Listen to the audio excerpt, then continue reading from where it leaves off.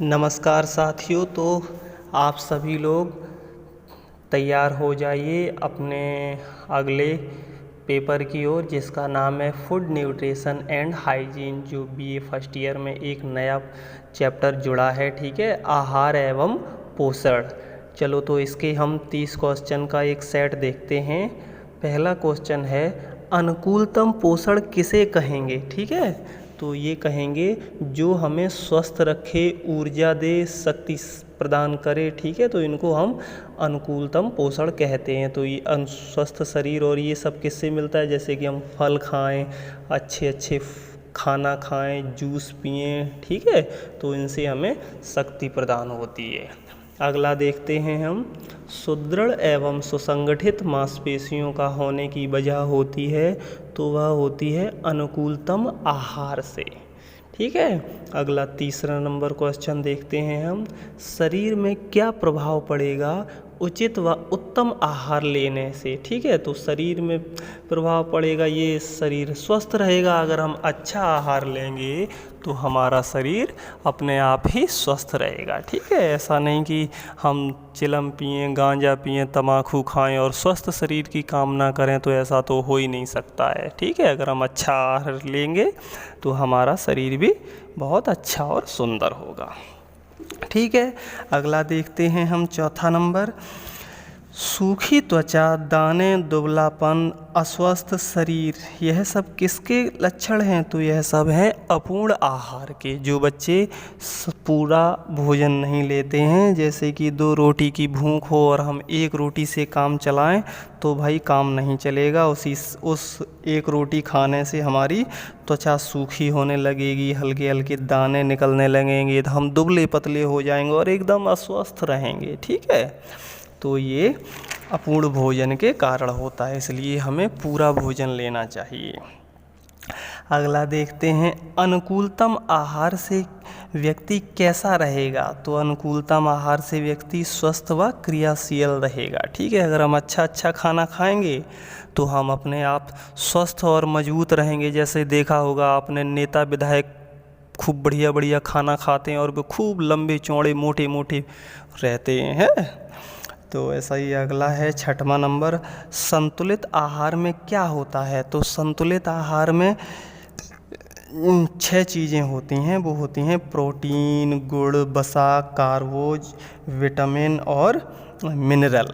ठीक है, जो भी हम चीज़ खाते हैं वो इन चीज़ों में ही, उनमें सब में खाने में ये चीज़ें ही होती हैं। ठीक है, जो प्रोटीन, गुड़, वसा है ये वाली। अगला देखते हैं हम 7 नंबर क्वेश्चन है, अपर्याप्त पोषण में किस तत्व की कमी होती है। तो अपर्याप्त पोषण में कमी होती है प्रोटीन, वसा और कैलोरी की। अगला देखते हैं हम 8 नंबर क्वेश्चन अपना, कौन कौन से लक्षण पाए जाते हैं अपर्याप्त भोजन करने से। ठीक है, तो अगर हम अपर्याप्त भोजन करेंगे तो देखो हमारी जो छाती है ना, वो दुबली पतली हो जाएगी, फौज में भर्ती नहीं हो पाएंगे हम।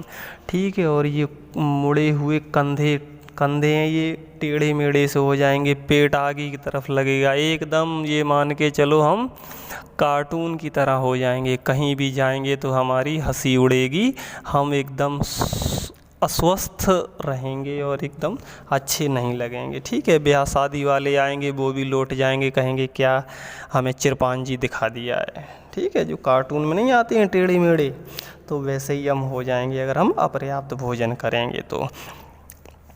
अगला देखते हैं हम 9 नंबर, त्वचा सूखी, रंगहीन, झुर्रीदार, यह लक्षण किसके हैं। तो देखो वही है, ये अपर्याप्त आहार के हैं। ठीक है, अगर हम संपूर्ण आहार नहीं लेंगे तो हम ऐसे ही पिचके गाल हो जाएंगे हमारे और एकदम अच्छे नहीं लगेंगे देखने में, ब्याह शादी वाले भी लौट जाएंगे है और वो वहाँ हंसी उड़ाएंगे, जाके कहेंगे कैसा लड़का था या कैसी लड़की थी। है तो हमें संतुलित आहार लेना चाहिए। ठीक, अगला देखते हैं हम, अपोषण क्या है। ठीक है, अपोषण है ये शरीर की वृद्धि असंतुलित होना, ठीक है, इसे हम अपोषण कहेंगे। और कुपोषण रोग किसकी कमी से होता है, तो वह होता है प्रोटीन व कैलोरी की कमी से। अगर हम जितनी मात्रा में हमें चाहिए उतनी मात्रा में हम प्रोटीन व कैलोरी नहीं लेंगे तो हमें ये कुपोषण रोग हो जाएगा, ठीक है। अगला देखते हैं हम 12 नंबर, ये क्वाशीयोरकर रोग किसकी कमी से होता है, तो ये है एक क्वाशीयोरकर रोग है, ये होता है प्रोटीन की कमी से। अगर हमारे शरीर में पर्याप्त मात्रा में प्रोटीन नहीं जाएगी तो ये बीमारी हो जाएगी, ठीक है। अगला है 13 नंबर, भारत में अपर्याप्त पोषण की वजह से कौन कौन से रोग होते हैं, ठीक है। तो ये रोग दिए हैं मरम्मस, शारीरिक विकास में कमी और वो क्वाशीयोरकर, ठीक है। बाकी शरीर में अगर पर्याप्त मात्रा में भोजन नहीं जाएगा तो रोगों की तो खान हो जाएगी, गिन ही नहीं पाओगे कितने रोग हैं, ठीक है। अस्वस्थ शरीर अनेक बीमारियों का घर है, ठीक है। तो ये तो 3 बीमारी दी हैं, अगर शरीर अस्वस्थ नहीं रहेगा तो बहुत सारी बीमारी हो जाएंगी, धीरे धीरे धीरे धीरे बीमारी की खान हो जाएगी, ऐसी कोई बीमारी नहीं बचेगी जो हमारे पास होना, ठीक है। देखा होगा आपने बुढ़ापे में जो बुजुर्ग लोग होते हैं उन्हें क्यों बीमारी लग जाती है, क्योंकि वो अस्वस्थ हो जाते हैं, उतने स्वस्थ नहीं रहते जितने जवानी पे स्वस्थ थे, ठीक है। तो यही सब चीज़ें हैं।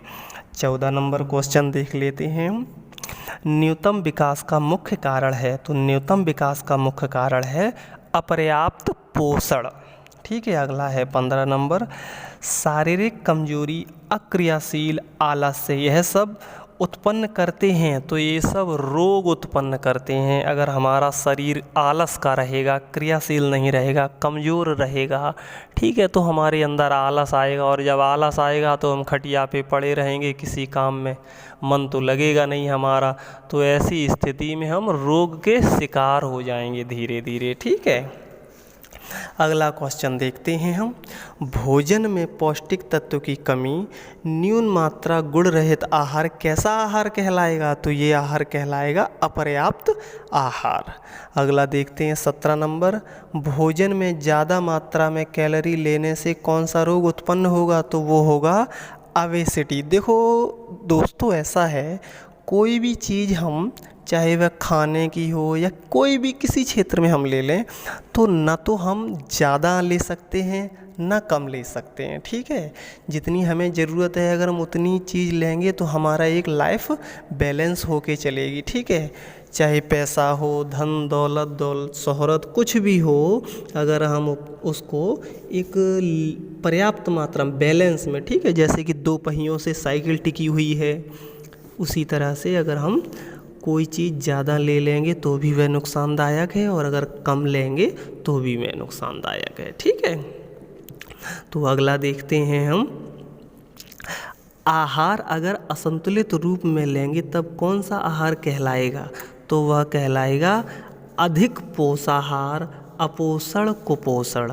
तो ये चीज़ें कब होती हैं, जब हम किसी दावत में जाते हैं और हमें खूब बढ़िया टिक्की, समोसा, चाउमीन, बर्गर पर्गर जाने क्या का अगड़म झगड़म मिल जाएंगे, और हम खूब खा लेंगे, ये भी खाओ वो भी खाओ, ये भी खाओ वो भी खाओ, इधर उधर से खूब खा पी के पूरा अजड़म गजड़ा इकट्ठा कर लेंगे पेट में। तो फिर जब हमारी जो पाचन क्रिया है वह चलेगी तो कहीं उसमें समोसा आएगा, कहीं टिक्की आएगी, कहीं मोमोस आएगा, कहीं जूस आएगा, तो वो ऐसा खड़बड़ हो जाएगा तो हमें दस्त लगने शुरू हो जाएंगे। अक्सर देखा होगा साथियों आपने, जब हम दावत खाने जाते हैं तो ऐसी स्थिति उत्पन्न हो जाती है, ठीक है। अगला देखते हैं हम 19 नंबर, वसा की अधिकता से कौन सा रोग उत्पन्न होता है, तो ये ऊपर भी देख लिया था, ये होता है ओबेसिटी, ठीक है। 17 नंबर और ये 19 ही सेम क्वेश्चन है, उसमें लिखा है भोजन में ज़्यादा मात्रा व कैलोरी लेने से कौन सा होता है, और इसमें ये दिया है, ठीक है। अगला ये 20 नंबर देखते हैं,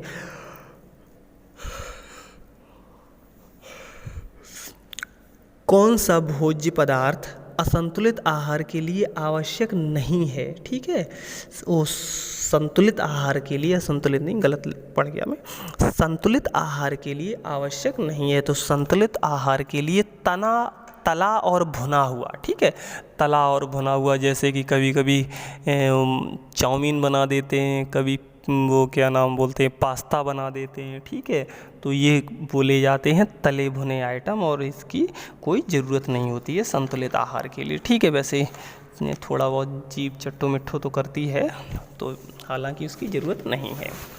ठीक है, अगला देखते हैं हम, आहार आयोजन के समय किस बात का ध्यान रखना चाहिए। तो आहार आयोजन जो होता है दावत वगैरह, उसमें हमें ध्यान रखना चाहिए मौसम का, संतुलित आहार और पाक प्रणाली। ठीक है, कि मौसम में, किस मौसम में मौसमी सब्जी होनी चाहिए। ठीक है, और ये पाक प्रणाली है, जैसे कि अगर टमाटर कच्चे होंगे तो उनका अलग स्वाद होगा, और टमाटर पके होंगे तो उनका अच्छा स्वाद होगा। ठीक है, तो इसी तरह से हम पाक प्रणाली का ध्यान रखेंगे।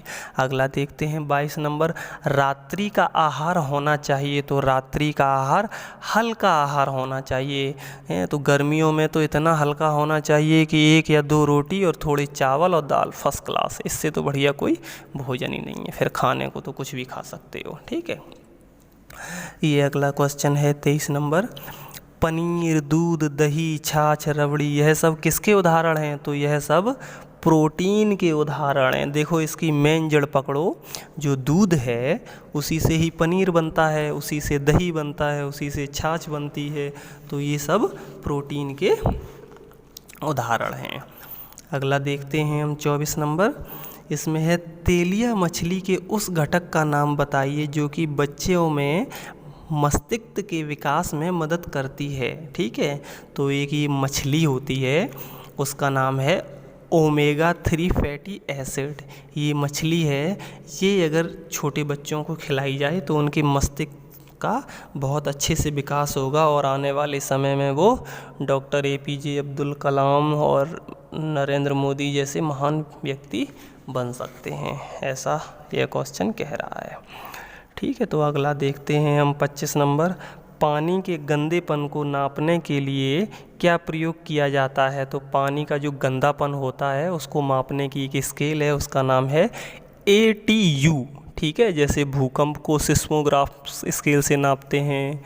ठीक है, और ये दूरी को किलोमीटर में नापते हैं, और तेल को किलोग्राम में नापते हैं। ऐसे ही एक पानी के गंदेपन को नापने के लिए ATU एक माप प्रणाली है।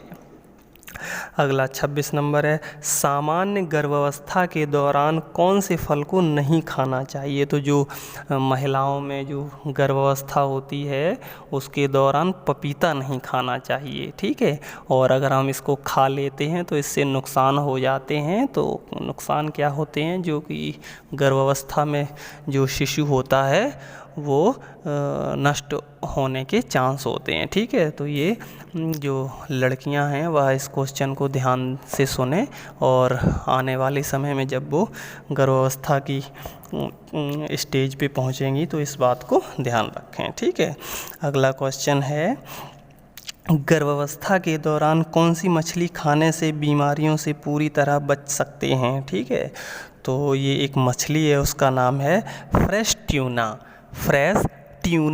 इस मछली को खाने से महिलाएं हैं वो गर्भावस्था में बीमारियों से पूरी तरह से बच सकती हैं। हालांकि जो महिलाएं शाकाहारी हैं वह तो मछली मांस से दूर रहती हैं, बाकी जो महिलाएं खाती हैं वो इस चीज़ को ध्यान रखें।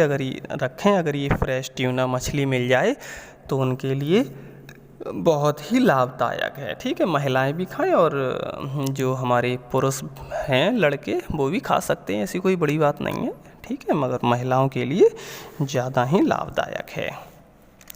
अगला क्वेश्चन है ये 28 नंबर, पीने के पानी का TDS कितना होना चाहिए। तो पीने के पानी का TDS 50 से 150 मिलीग्राम पर लीटर होना चाहिए। ठीक है, अगला है 29 नंबर, प्रजनन एवं दुग्ध स्वर्ण हेतु कौन सा खनिज आवश्यक है। प्रजनन एवं दुग्ध उतारने हेतु कौन सा खनिज आवश्यक है। ठीक है, तो ये है कैल्शियम। जो महिलाएं बच्चों को दूध पिलाती हैं ना, तो उनको कैल्शियम की गोली दी जाती है, जिससे कि उनका दूध अधिक बने और बच्चा अधिक पिए और बढ़िया वो दूध पी के खूब गोलू मोलू सा हो जाए और अच्छा लगे, हैं गाल उसके खूब मोटे मोटे फूले फूले हो जाएं। ठीक है, ये महिलाओं में ये कैल्शियम की आवश्यकता अधिक होती है। ठीक है, तो ये हम 30 नंबर अपना क्वेश्चन देखते हैं। इसमें है FSSAI का पूरा नाम क्या है। ठीक है, अक्सर हम खाने पीने वाली चीज़ों में देखते हैं ये FSSAI लिखा रहता है, तो इसका पूरा नाम है food safety and standard authority of India. ये एक संस्था है अपने इंडिया में जो ये खाने पीने की चीज़ के मानक तय करती है। हालांकि ये चीज़ें ब्रांडेड में ही मिलती हैं, बाकी अब आप ठेले पे खाओगे या कहीं ढाबे वाबे पे खाओगे तो उसमें क्या मानक तय होगे, तो कहीं तेल होगा, कहीं पानी होगा, कहीं नमक होगा, खट्टा मीठा करके दे देंगे, खाओ तो खाओ, नहीं तो अपना घूमते रहो। ठीक है, तो ये है दोस्तों हमारे 30 क्वेश्चन कंप्लीट हुए। ऐसे ही हम ये फूड एंड न्यूट्रिशन के 30 क्वेश्चन की सेट बनाएंगे, लगभग 150 से 200 या 200 क्वेश्चन आपको क्लियर करा देंगे और आपको इसी में ही आपके 50 क्वेश्चन फंस जाएंगे, जो कि आप फर्स्ट क्लास पास हो जाएंगे। आपको कहीं इधर उधर जाने की ज़रूरत नहीं है। ठीक है साथियों, तो आप चैनल को ज़्यादा से ज़्यादा सब्सक्राइब करें, वीडियो को लाइक करें, और अगर आप हमसे वार्तालाप करना चाहते हैं तो कमेंट में अपनी राय लिख के भेजें और अपने दोस्त मित्र साथियों को भी शेयर करें। जैसा आप सभी लोग जानते हैं वीडियो बनाने में बहुत मेहनत लगती है, समय और धन दोनों ही खर्च होते हैं, तो उसका पर्याप्त रिस्पांस मिलना चाहिए, कोई भी हो। जैसे कि आप भी अगर कुछ करोगे तो आपको भी मेहनत का फल मिलना चाहिए। ठीक है, तो आप सभी लोग कोशिश ऐसी करें कि ज़्यादा से ज़्यादा हमारा वीडियो लाइक करें, अगर अच्छा लगे तो, अगर कुछ हासिल हो तो। ठीक है, इसी के साथ नमस्कार, अगले वीडियो में मिलते हैं। जय हिंद।